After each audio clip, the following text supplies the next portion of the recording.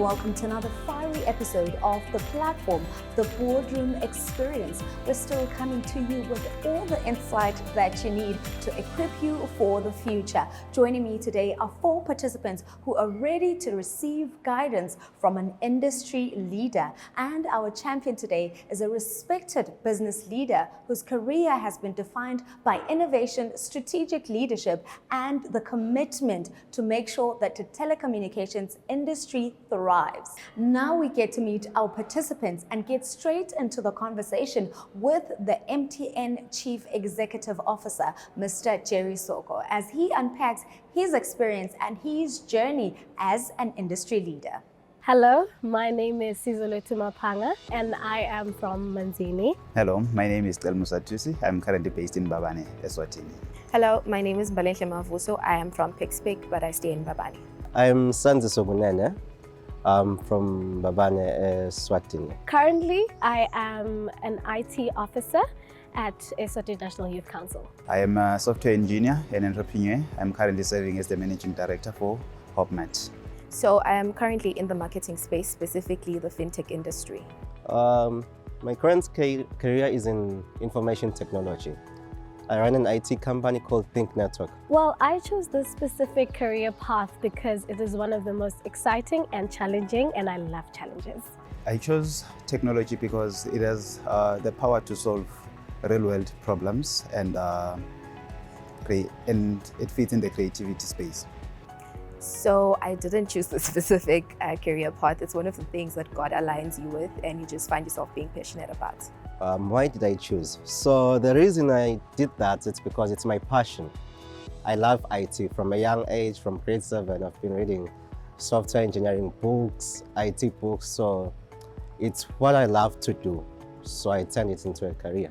Well, one of my greatest career highlights was having the opportunity to mingle with one of the greatest people in the industry when it comes to IT and also when it comes to diplomatic aspects. Some of my proudest moments include leading developments of enterprise solutions for both public and private sector and winning Google competition. I think that was part of it.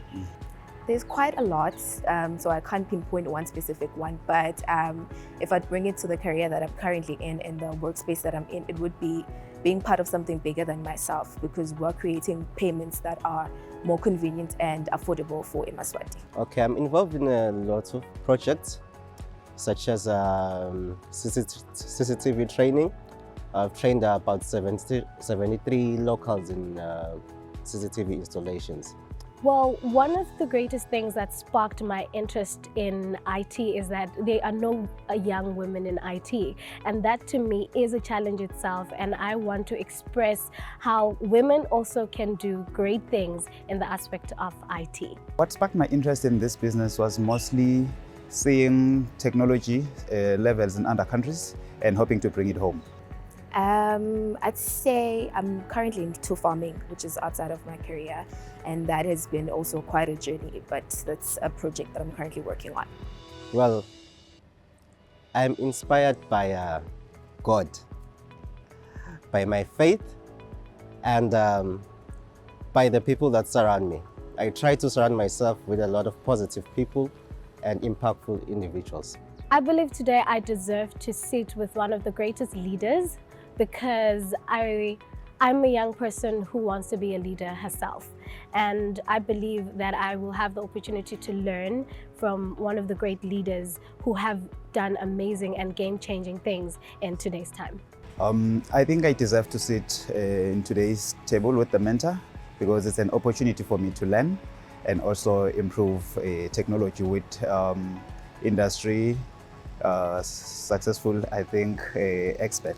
So I deserve a seat at the table because I'm a young professional that's willing to learn, to grow, and to contribute to the conversations that will shape our future in these careers. Firstly, because I'm passionate.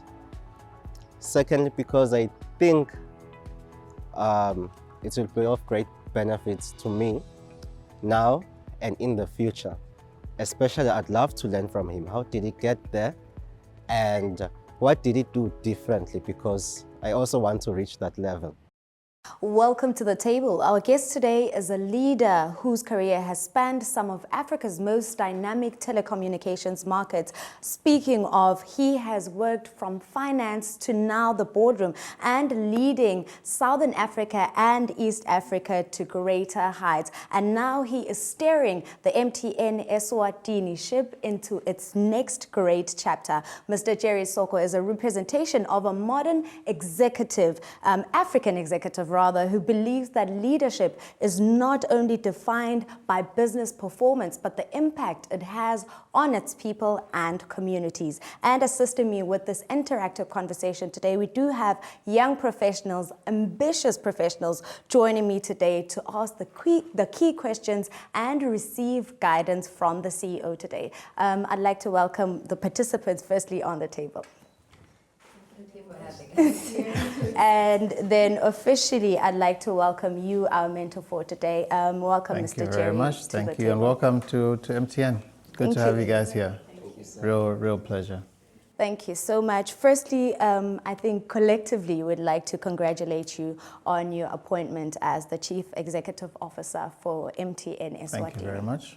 And before we start our conversation, I know that it does get a little formal. We do have some icebreaker questions, which are next to you. The purpose is just to start on a lighter note. So please pick 3 of those and answer them truthfully. Oh, okay. Yes. What are the 3 power skills every young person should master before the age of 25? Yo, okay. Power skills. I mean, look, if I think back at myself and maybe some of the lessons I've learned from other leaders, I think firstly, always be yourself. I think it's important that you show up as yourself and yes, learn from other people, but always be authentic, always be yourself. I think the next one I would say, learn as much as you can. There's a lesson in everything. Whether it is a failure, whether it is success, there's a lesson in everything. So continue to learn.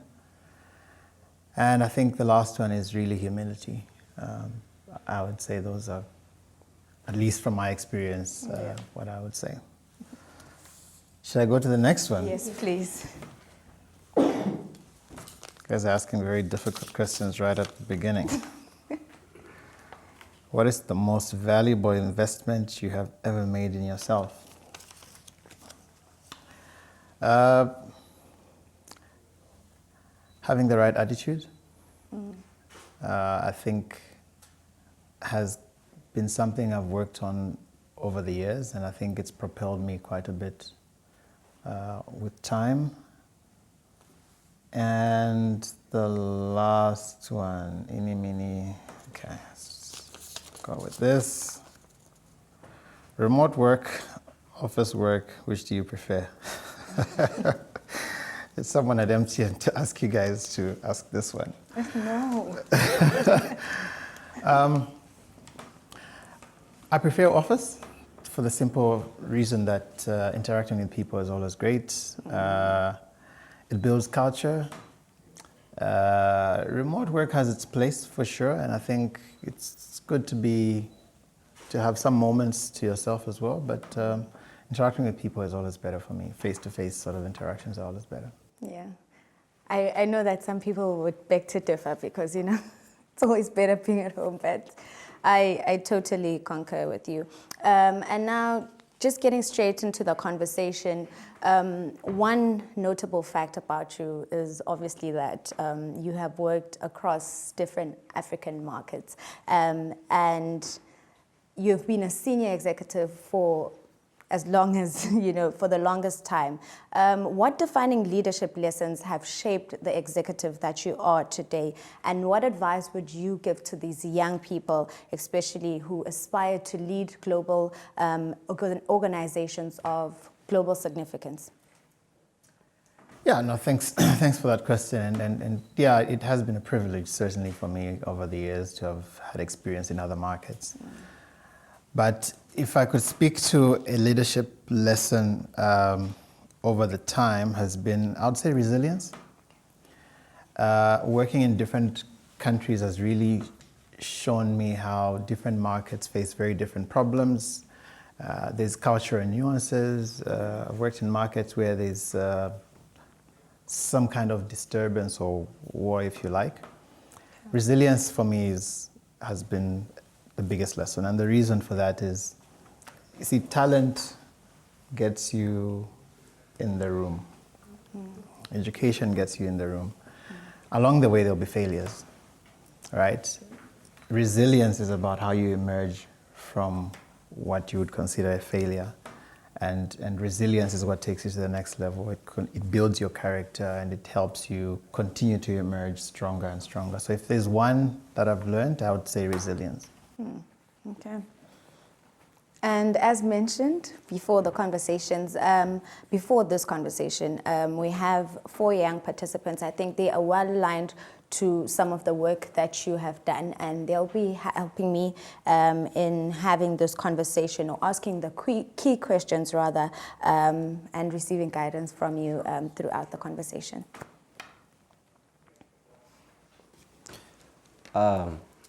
Sherry. Thank you. Every successful executive, has experienced setbacks that the public rarely sees. Yeah. Looking back on your own journey, you've been abroad, you've been in leadership outside being CEO. Can you share a moment where you failed or faced a major disappointment? And what did that teach you? And how can young people learn to embrace failure as part of the journey? Yeah, and speaking to young people, being young, you don't realize that when you look at people that you consider successful, and by no means do I consider myself that yet, but certainly on the journey there, we don't always think that they've had setbacks. We only see sort of the output of it. But I can guarantee you we've all gone through many failures. I think for me, I would say over the years, potentially there's been what I would say opportunities missed. I would say there's a promotion here and there that I felt I needed to get earlier than maybe now, as an example. And that brought about disappointment for sure. But what that taught me, if there's a lesson in it, and I guess I alluded to it a little bit earlier, is that every setback for me there's a lesson in it, but also there's an opportunity for the next level, and ideally emerge stronger on the other side.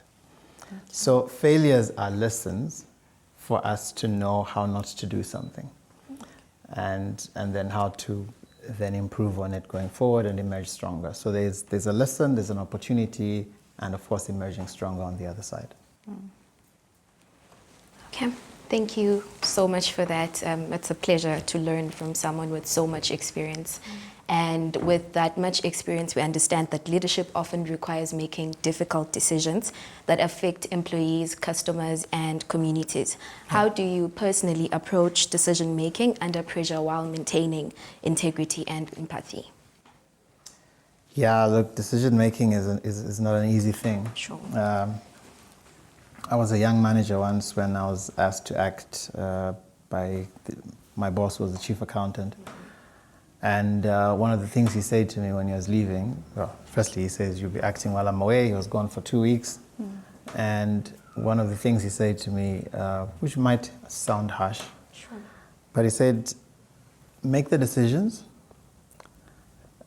ensure there's a thought process behind your decisions, and the decision you're able to explain later. But if I discover that you are failing to make decisions, then I don't need you." Okay. Right? So what that taught me is it's important to make decisions quick, Yeah. but there's a thought process behind it. Ensure that you have thought through it.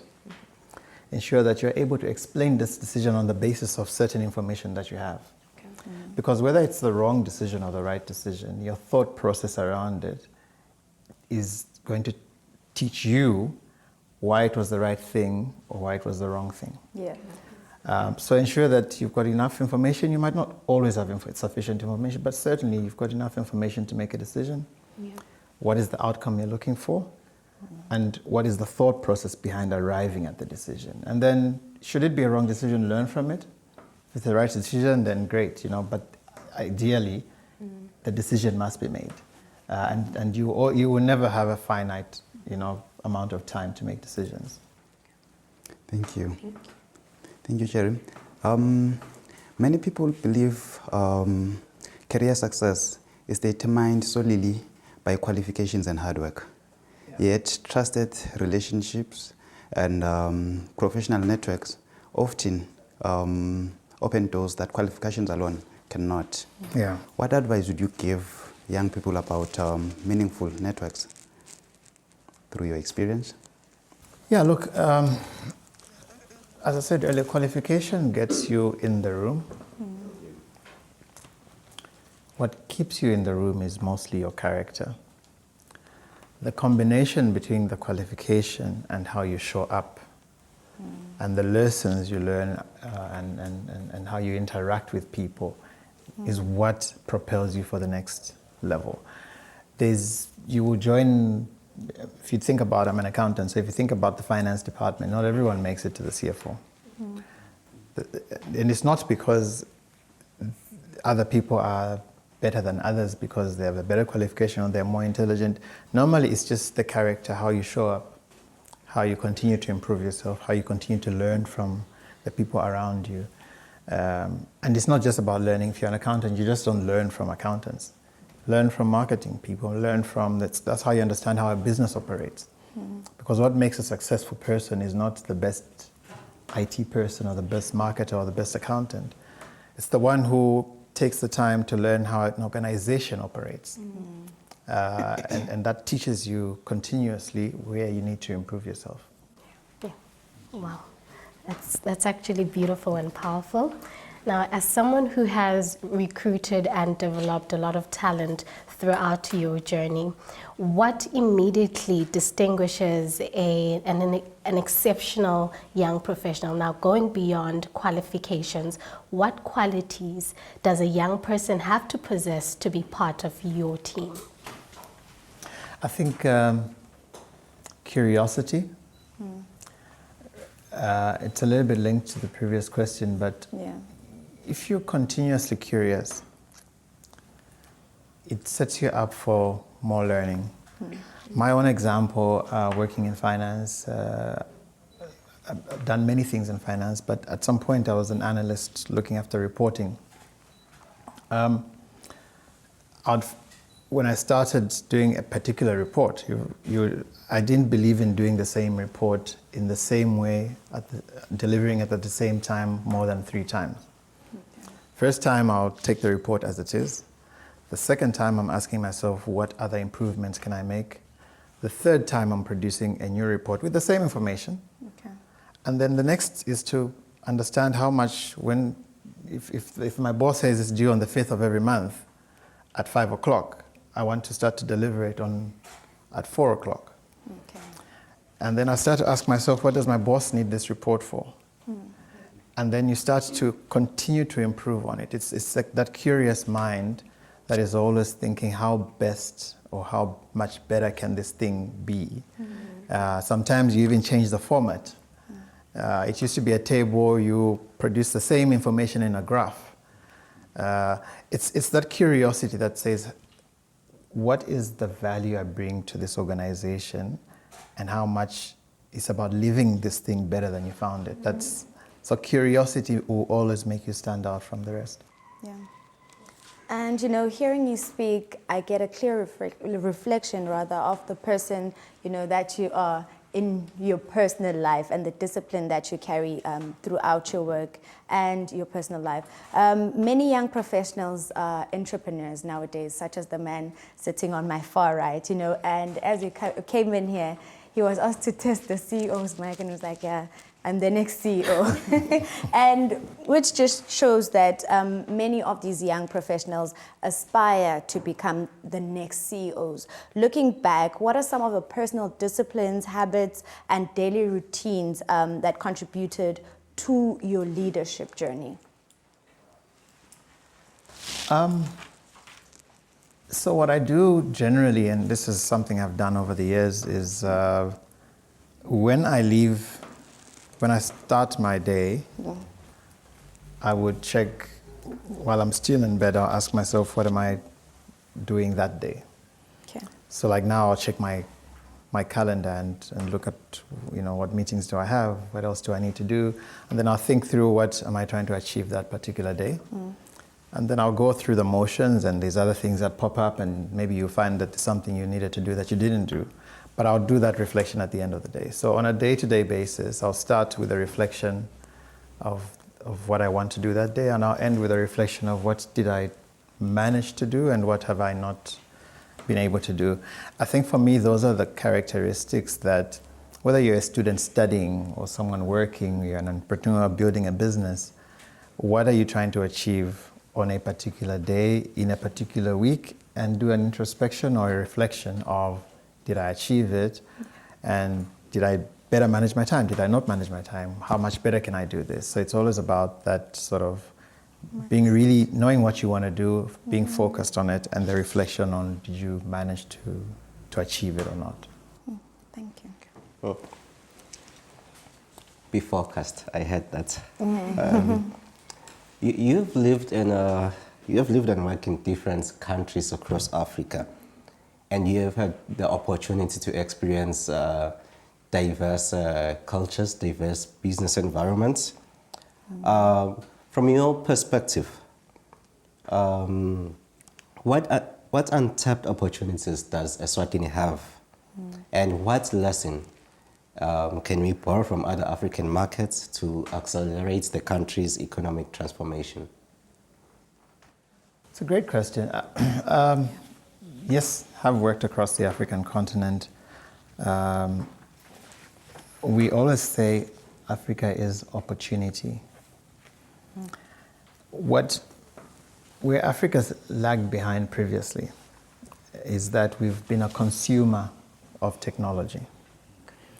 We've been a consumer of services, whether it's clothing, everything, a lot of things Africa imports.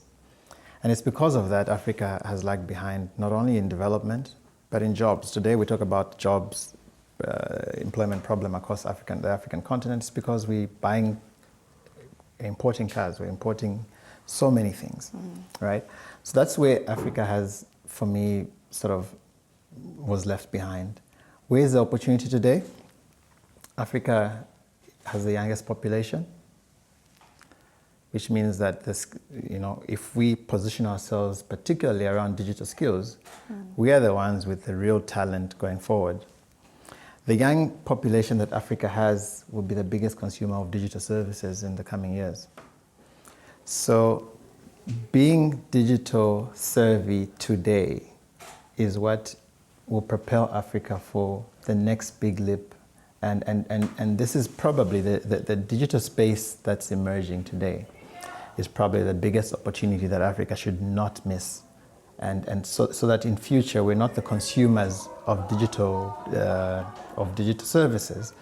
We actually are the creators. So innovation becomes super important.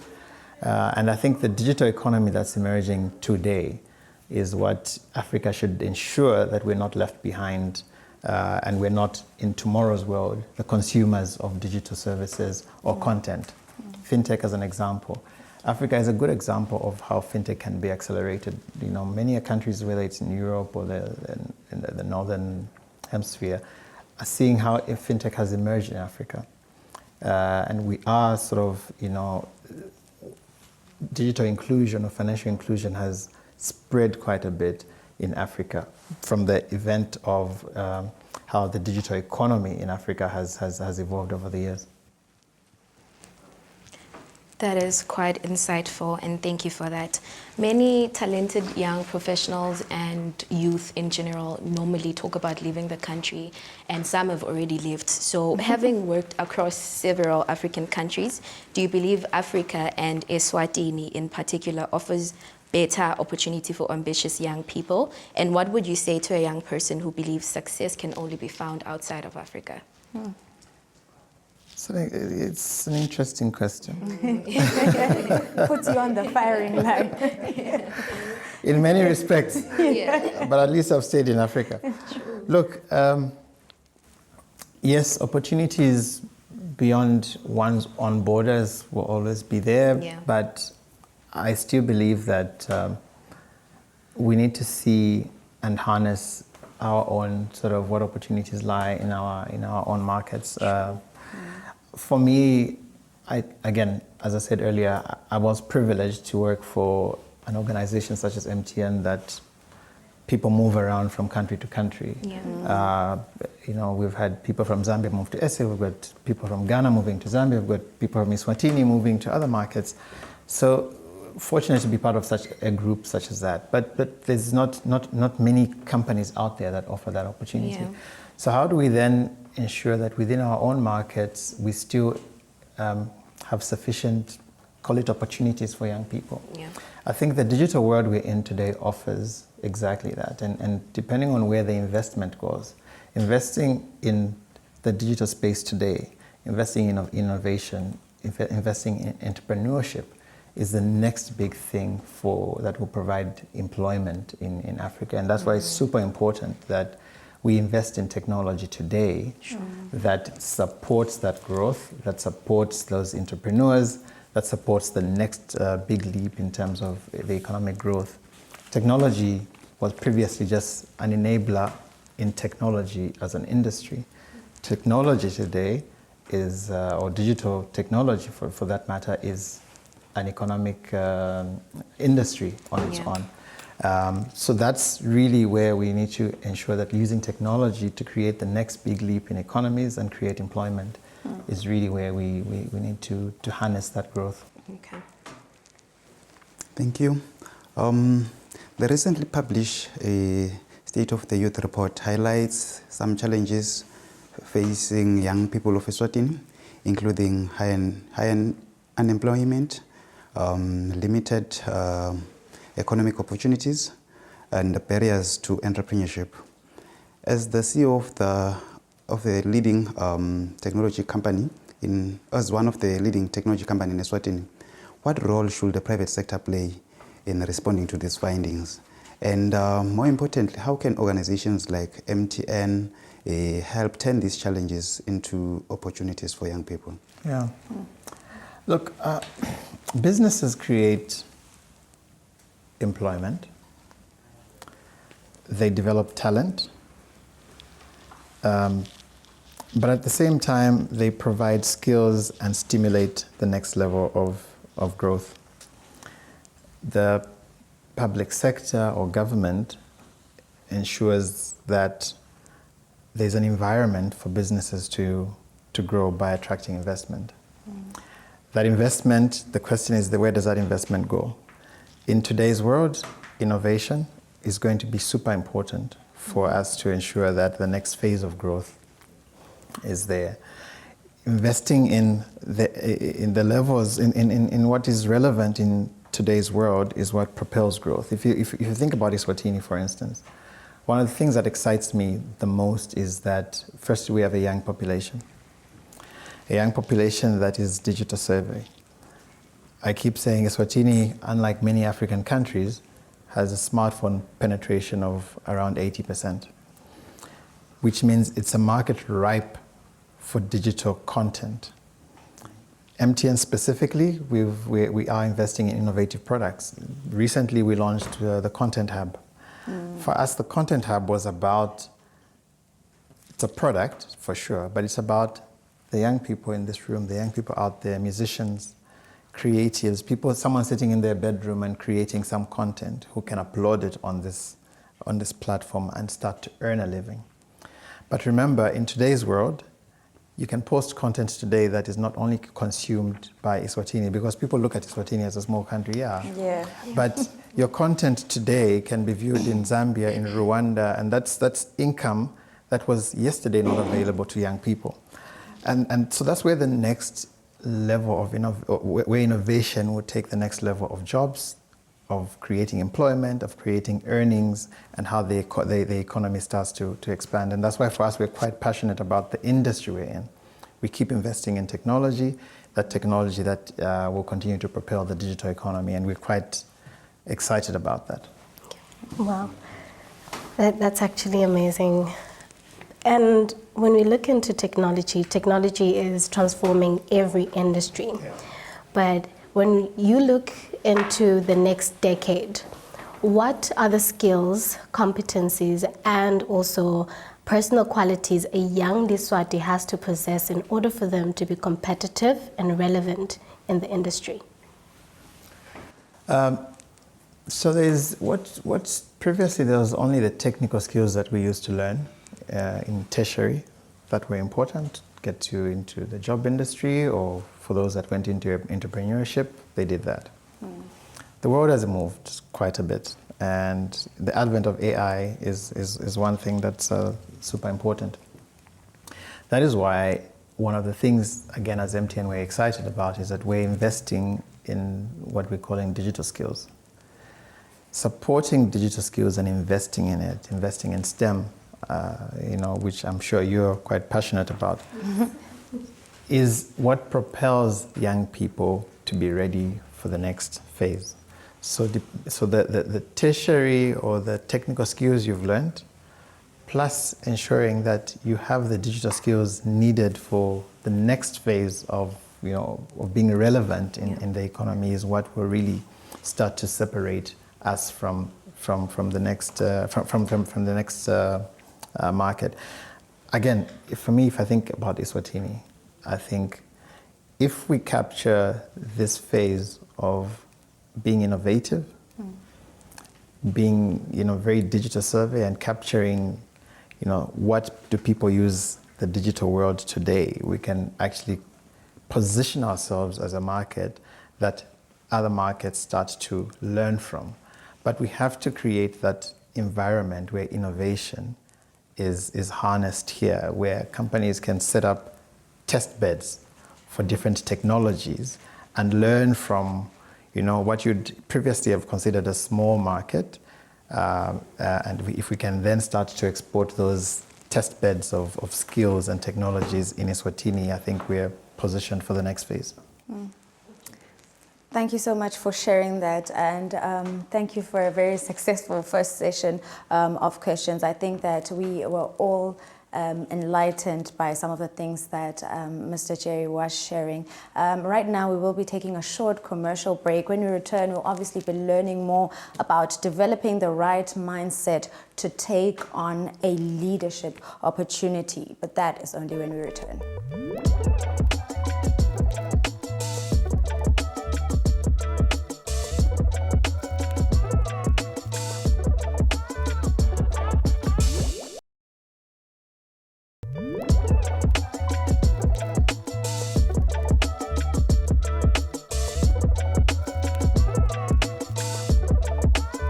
I am inspired by my mom.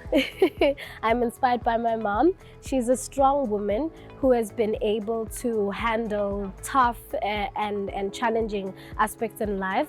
And I would say she's that one person I look up to in my day-to-day and also in my growth in my career. I am inspired by Jack Ma from Alibaba in China. I'm inspired by quite a lot of people, so I can't really pinpoint to say one person, but it is people that are consistent and disciplined in whatsoever that they choose to do, because I understand that it takes quite a lot for you to get to the point where you're consistent and you're disciplined. Well, I believe that this opportunity is going to help me, open my mindset in attaining the leadership world, because as a young person, I do wish and I want to grow and become a leader in the sphere or the field that I am in. This opportunity will help advance my career because I'll have meaningful conversation and practical insights with professionals today. Specifically in my one, learning from someone that has 20 years of experience in the telecommunications and technology industry, that's quite a lot, and I believe that is a stepping stone into the right direction, specifically for my career, because I'm also in fintech. I hope to learn more, you know. You met, I'm sure, I know actually the CEO has a lot of experience. So that's going to build me. It's not something I can easily learn from school or anywhere else. It's experience he has. So that experience will probably build me. I like coding during my spare time. That is one of my favorite things to do. I am generally a nerd, a coder, and that's it. I enjoy researching emerging technologies and also reading about latest trends. I like sleeping. I just enjoy resting, specifically just sleeping, because my mind runs a lot throughout the week. So any given time I get, I'm asleep. What do I like doing? I like to code. I like to code, yeah. Write computer programs, write on my blog, and I read a lot. Hello and welcome back. If you just tuned in, you are tuned into the platform, and today we are having a conversation with the Chief Executive Officer of MTN Eswatini, who is a respected business leader with more than 20 years of experience in the telecommunications and technology industry. I'm speaking about none other than Mr. Jerry Soko, and we have been having a conversation, a very interesting conversation before the ad break, but we'll assure you that this one will be as insightful as the previous one. Welcome back to everyone. I hope we're geared up for the next session, and for you, CEO, I hope you're ready to deliver for this session. Shoot. Yeah. The inevitable artificial intelligence. It was bound to come up somewhere. It's transforming every profession. And sometimes I appreciate that we are in a paced-growing country because AI is definitely taking over. Should young people fear AI replacing their jobs, or should they embrace it as a tool, for innovation and productivity? And how can they prepare themselves to thrive in the fourth industrial revolution? Yeah, look, should they fear AI? No. I think AI should enhance what we do. It should help us, is helping us do things quicker, better. We're actually starting to use it quite a bit in our own business today. Reports that would take days to do, you can do very quickly. Research that would take you a week to do, you have everything on your fingertips within a couple of seconds, right? So I think it enhances a lot of what we do. Yes, there are jobs, let's just be clear, there are jobs that certainly are at risk, but I think the real question is, what do you do in today's world to ensure that you upskill yourself? We spoke about digital skills previously.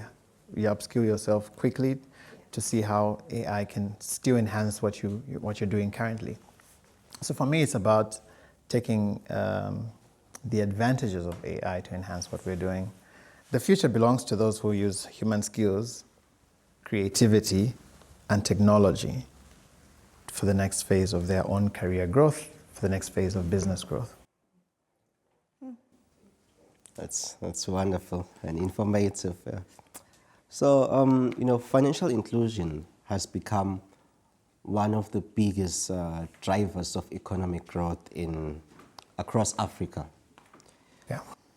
How can digital financial services empower, young entrepreneurs, informal traders, to participate more meaningfully in Eswatini's economy? Great question. We're coming from a world when banking was only available to very few people, to banking services being available to millions of people for as long as you've got a digital device.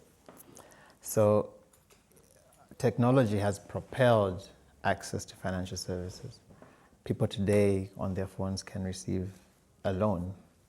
So what financial technology or financial inclusion in this world has meant is that my grandmother in the village today can access money that I can send to them instantly. So it has really propelled our capabilities as a country to develop the ecosystem of services in the financial space for more people to access across the country. Okay, we're definitely drinking from the wells of wisdom. We are. So mine is that I believe everyone at the table is a graduate, and we've had maybe hands-on experience in the industries that we are in, but most of the graduates don't have that or are not privy to those privileges that we've had.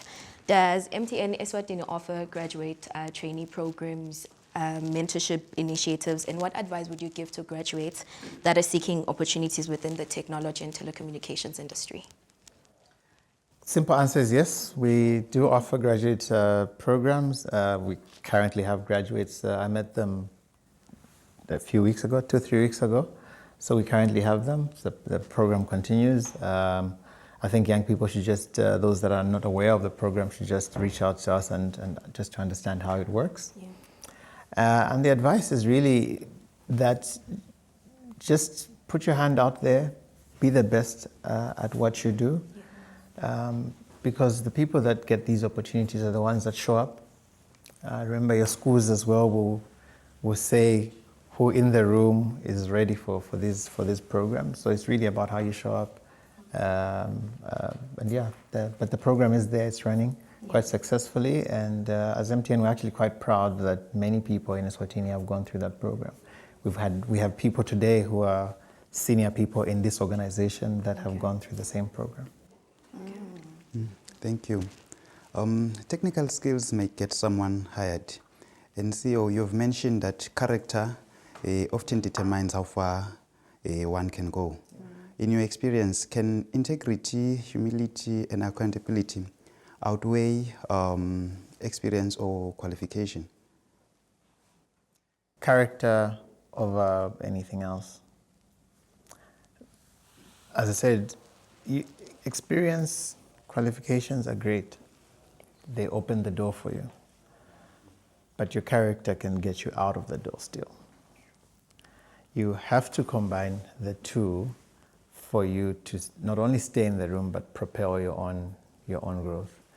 Because remember, once they've hired you, or the door has been opened, what differentiates you from the next people is how you show up, and that's your character.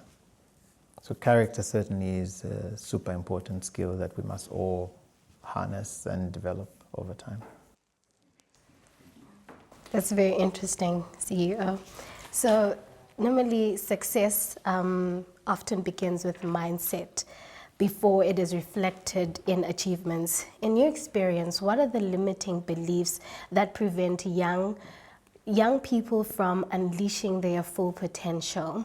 And what mindset shifts are essential for succeeding in today's global economy? I think one of the biggest issues, just as I've worked with many people, young people, as a young person myself, I think one of the biggest things I've seen, to answer your question, is that sometimes we believe success belongs to other people because of my own circumstances, where I'm coming from, and coming from a poor background, I didn't have enough.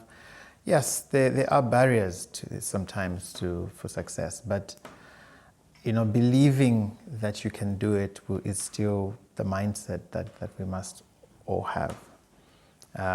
There's many stories of very successful people who, when they tell you about their background, they went to school without shoes, Maybe they learned from a classroom window. And we all have different opportunities, we all have different backgrounds. But again, the mindset, the character will always be what still propels you for growth, for development.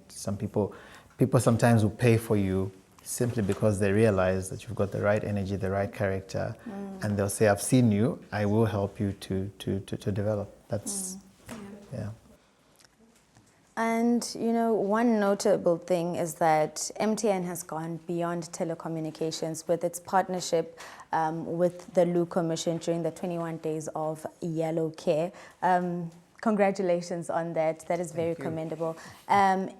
Where you've included now the use of drone technology to improve healthcare delivery in undeserved communities here in Eswatini. Now, speaking to this, how do you see technology solving some of Eswatini's most pressing challenges in healthcare, which now you have, brought the solution, education, agriculture, and just generally public service delivery? It's a great question, and you've given a great example. It just happened a few weeks ago, right? I think for us, what excites us is we've moved from, we used to only be an infrastructure company that provided connectivity. Yes. We're now moving to a business that is solving real problems that face people on a day-to-day basis. And technology now has become super important in propelling the economy, propelling the market. The TrueMed app, as an example, that we launched a few weeks ago, is you being at home and asking a doctor for medical advice. During COVID, we all had to go home, but we continued working remotely because of technology. School, children had to be home, but they continued learning because then they had access to school digitally. So it's how then we harness the investment we've made in technology to solving real life problems today. And that's why we're quite excited about our ambition, which is propelling, leading the digital acceleration of Eswatini. And that, I think that's how we see ourselves as partners to development. I mean, we've partnered with the government in the Government in Your Hand app, as an example. All that is ensuring that technology becomes relevant in day-to-day lives and solving real problems on a day-to-day basis. Interesting.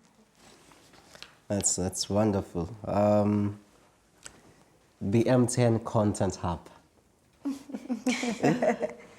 Yeah, you've launched it, and it's creating new opportunities for local content creators. I might become one myself very soon. So how important is it for young filmmakers, musicians, influencers, podcasters, photographers, digital storytellers, to embrace these platforms? And how can they build sustainable careers from their creativity? Yeah, I mean, thanks for mentioning it. Look, creativity in today's world has actually become an economy. Previously, if you were a creative, you were only seen by your family and maybe some community people within your locality. Today, someone creating content, a comedian in their locality can record something and post it and start to earn money.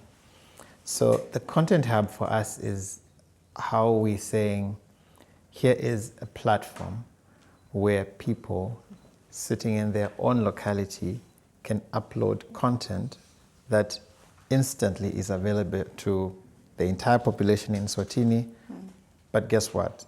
Available to the rest of the world.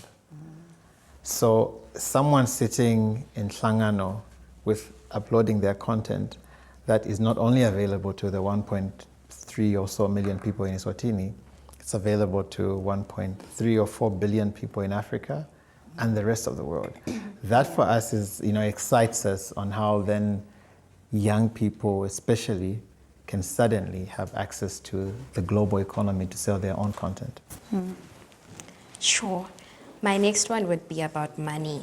So if MTN Eswatini gave you 1 billion emalangeni to invest exclusively in developing the young person over the next decade, where would you invest? Like, in which expertise would you invest in that would create the greatest long impact for Eswatini? Digital skills, Sure. including STEM, innovation, and entrepreneurship. That is what will make the difference for the economy going forward. Sure. Interesting. MTN Bushfire. I'll shoot to the event. Yes, I'm always there. MTN Bushfire has become one of Africa's most recognized cultural festival, creating opportunities for local businesses, artists, tourism operators, and entrepreneurs. From your perspective, how can more young people position themselves to benefit from these platforms? Yeah, I think over the years, and look, I'm new to Bushfire from a perspective of sitting here and being the sponsoring organization. I used to go to Bushfire just as just to have fun. But I've learned over time that Bushfire, as the platform or the event itself has grown, the number of entrepreneurs that go and showcase their products has grown. So how do young people position themselves? Again, it's in innovation, it's in creating, it's in how do you start to participate in the economy that is created around Bushfire. And so that as Bushfire keeps growing, your business, your small business is growing with the event. So for me, it's how do you create the right innovation, the right content, the right products that can be showcased at Bushfire as the event continues to grow. Businesses are growing. The people that sell food there have seen their sales grow as the event has grown. So for me, it's what is it that you're going to take and showcase there that grows with the event itself. Okay. It's a beautiful one, CEO. Now, one big problem is digital scams and also mobile money fraud, which is affecting a lot of Semaswati. As one of the leaders of a beautiful internet service provider like MTN, now how is MTN strengthening customer security? And also, what are the practical measures that Semaswati can take to protect themselves from fraud? This is a big problem in the country. It's a big problem for us. It's actually one of the things that I learned very quickly when I got to Eswatini. By the way, they tried to scam me 3 times as well. Wow. So no one is immune to it. Look, security is a responsibility for all of us. Let me just start by saying that. However, what are we doing as a business more specifically? I think firstly, we are investing in technology. We continue to invest in technology that tries to help us put controls in place to protect customers, to protect ourselves as a business. We're investing in awareness programs to teach people, how these things happen and how they can protect themselves. But unfortunately, fraudsters are always continuing to find new ways of doing things. And we're hoping now with AI we'll still continue to learn how to better protect ourselves. But the most important part in dealing with fraud is ourselves as people. And that's why awareness is super important. And we're going to be doing another huge awareness campaign. Most fraud happens because you have given your security details to someone else, because no one can access your account without your PIN. And that's why we keep saying as MTN, we will never call you to ask for your personal details. We will never. Yeah. But we will continue to invest in awareness to help people. We'll continue investing in technology. We'll continue investing in putting better controls. But yeah, it's personal responsibility. We need to teach people a bit more on how to secure our own sort of wallets. All right. Thank you so much for that. Right now, we will take another commercial break. When we return, we speak more about cyber safety with the Chief Executive Officer of MTN Eswatini.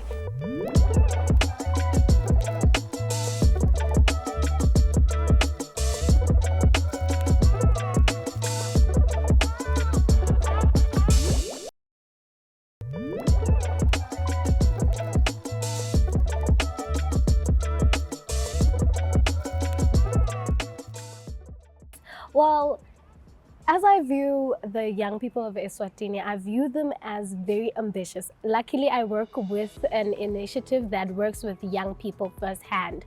And I've seen young people strive. They go get what they want. They apply for things. They want to learn. They come for seminars. And I would love to say that young people of Eswatini are willing to learn.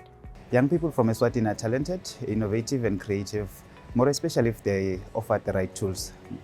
I think the youth of Eswatini is quite a lot of creative and brilliant people, right? So we can just safely say that Eswatini is in safe hands with this generation of the youth. I believe young people in Eswatini are very talented and they are very creative. I've met a lot of young people who are creative in such ways that I didn't even know were there.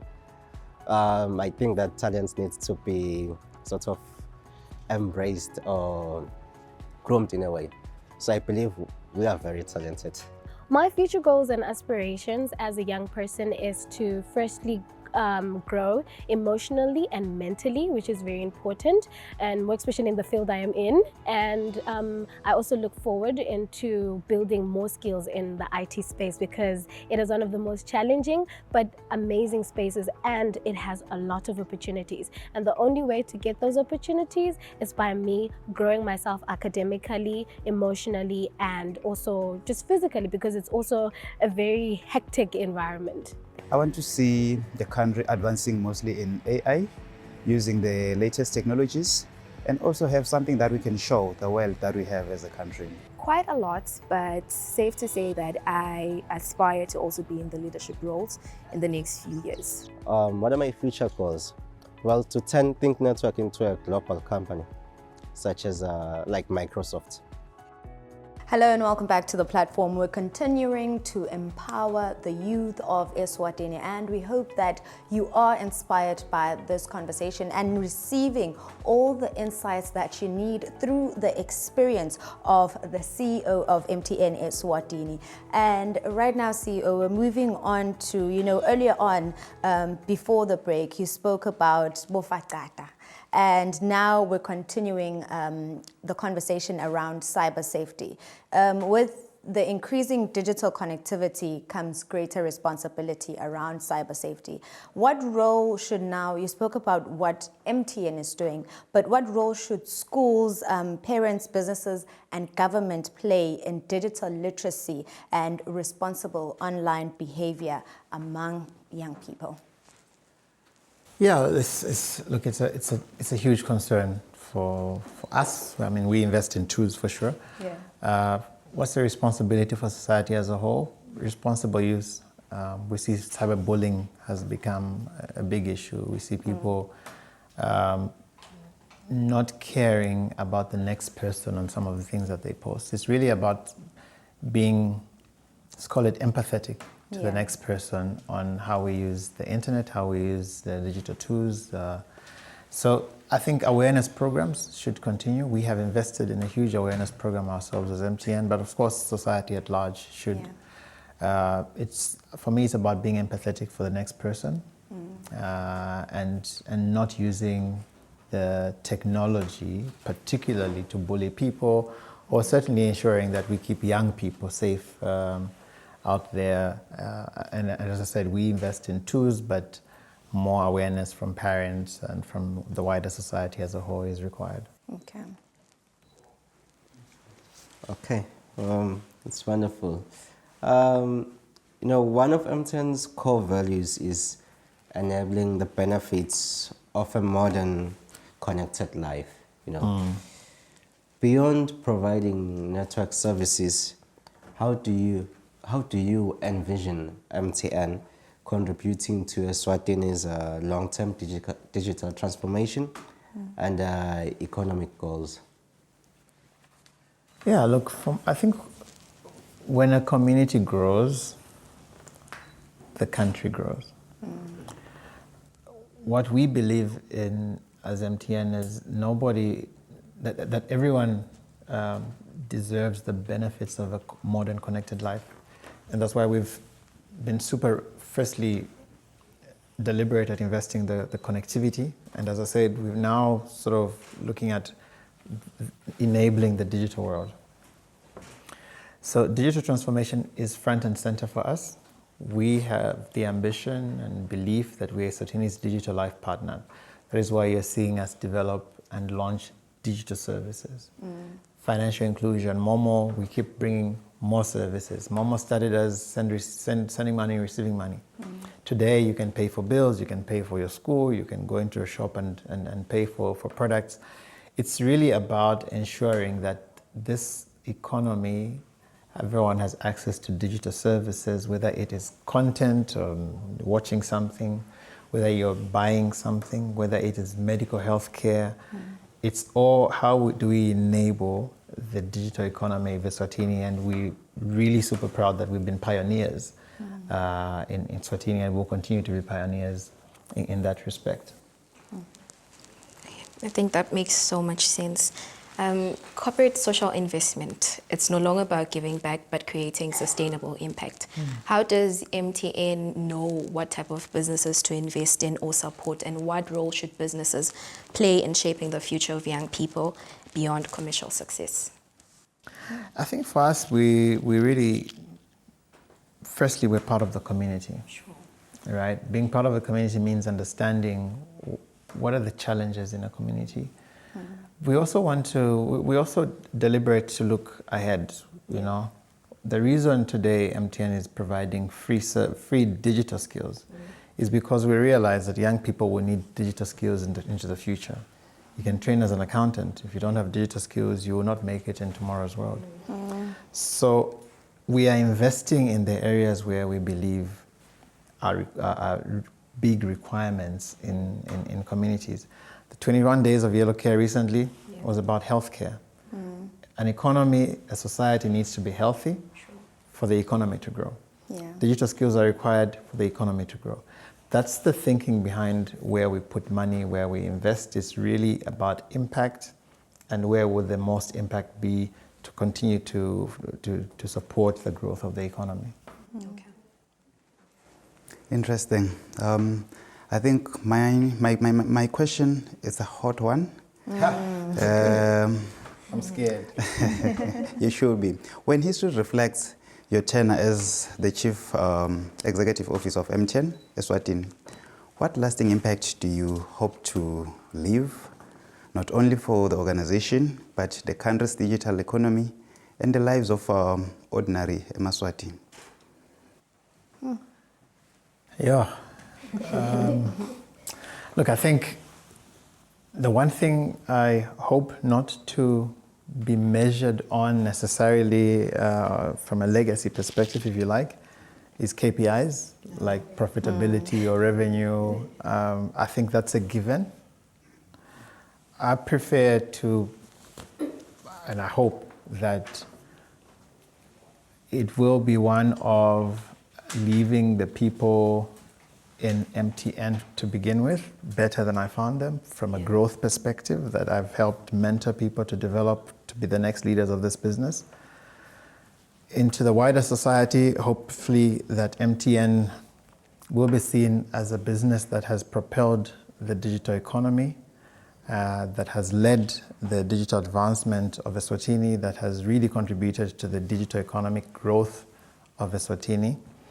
More broadly in society, that as leaders, we leave what we found better in many respects than, when we leave than the way we found it. I think for me, that's the legacy I prefer to be known for. And as I said, KPIs of financial nature, I think are a given, and I wouldn't necessarily be too concerned about that from a legacy point of view. Leaving people better than you found them, certainly, and contributing to the wider digital economic growth will be, if we can achieve the ambition we have, will be the better legacy that I'd like to leave behind. It's beautiful. That's wonderful. Now, CEO, imagine every young Liswati is listening to this amazing conversation today. If you had just 1 minute to speak directly to them about leadership, ambition, character, innovation, building themselves, what message would you leave the young Semaswati or the next generation of leaders? I think never underestimate yourself as a young person, no matter what your circumstances are. Build a character of resilience, of humility. Continue to learn. Continue to challenge yourself. That failures will happen along the way, but take lessons from them. See opportunity within whatever the failure is. Emerge stronger on the other side. Yeah. And I think be bold and relentless in your ambition. For me, is ultimately what will build your character and the next phase of leadership. I think I can't think of anything else. And the only thing I would challenge, particularly you guys here, but certainly the young people, is the future belongs to you guys. And the fact that it belongs to you means how do you show up today to ensure that you're ready to take up these roles going forward? That's, for me, really what you need to think about. So also within your communities, within the business world, think about who's your mentor, who do you look up to, what lessons do you learn from those people, and continue to build yourselves. Yeah. And CEO, I know that sounds very final. It's actually the final question that she was asking, but CEO, this episode forms part of the build-up to the African Storytellers Annual Women's Month Thought Series, which this year is themed the role of women in driving Southern Africa's economies, which is taking place on the 8th of August, and it has great leaders in Eswatini who will be speaking there. So, from your perspective, why is the role of women so critical in driving the economy to growth and just for the future prosperity of Southern Africa?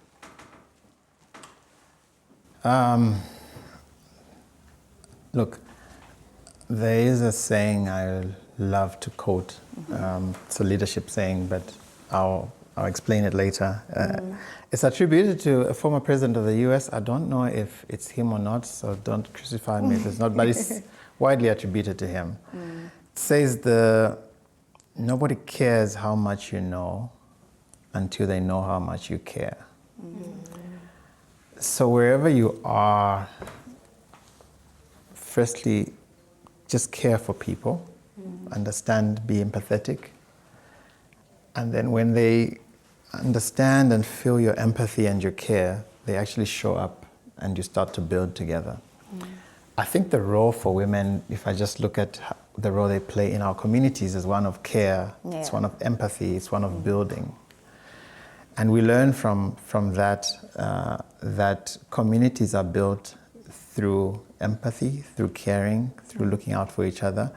And I think that's a role that women and our mothers have played in Africa, particularly for a very long time. So what's their role in the economic growth for Africa in particular? It's just, we learn that caring builds communities. For us as a business, what can we learn from that? That in the environments and communities that we're in, if we care enough, we invest in the right areas. And when we invest in the right areas, we build our economies. And for me, that's sort of the role that I see that we learn from women. It's just that heart, that caring, that nurturing, that builds communities. All right. Thank you so much for that. And officially, thank you so much for sharing your experience with us. I'm sure that there's so much more we would have liked to know, but all that we got is critical to equipping us for the future, and especially these young people that relate so well with the work that you've done. But for all of us, there is something that we can walk away with today from your experience. So thank you so much for honoring us with your time. Thank you for having me. Thank you for being here. And it's been a great couple of minutes with you guys. Yeah. Appreciate it. Thank you. All righty. Thank you so much to you at home for joining us as we continue to shape the future of Eswatini, one episode at a time. From myself, Belonkosi, the CEO, and the next generation of leaders, it is good night. I think one of the greatest advice I received is that when you get an opportunity, go get it. And be someone who is willing to learn, listen, and also it's important to love your community, listen to your community, and give back to your community, which is something Mr. Jerry actually possesses and shows. Some of the key takeaways, I think, from today's conversation include curiosity always stands out. And building your character, it matters a lot than your qualifications or experience. The key takeaway that I got from today's conversation was that character more than anything. So education can get you into the space, but character will help you build and stay in that space. What key takeaways have I gained? Well, I've learned a lot. Number one, be resilient. Number two, have mentors. And lastly, just don't give up. It's safe to say that the future of Eswatini is definitely in great hands, and we can say that the digital economy is certainly going to thrive in the future with all the young, ambitious people who are ready to take it by the horns. Thank you so much for joining us here on the platform. From myself, Belunkosi, and the rest of the team, it is goodbye and stay inspired.